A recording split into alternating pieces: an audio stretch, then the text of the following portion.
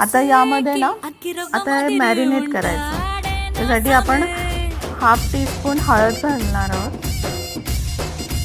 Half teaspoon हळद झाल्यावर आपण इथे हाफ टीस्पून मिरची पावडर ॲड करायची.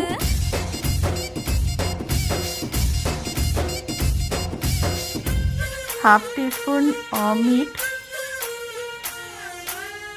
सॉल्ट घेतलं आणि आता आपण धणे पावडर ॲड करणार आहोत.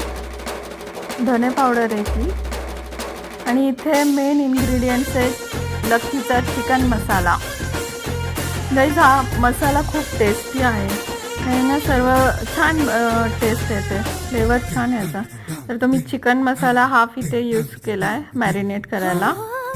एक पॅकेट घेतलेला छोटा आणि अद्रक लसूण पेस्ट घेणार आहे. अद्रक लसूण पेस्ट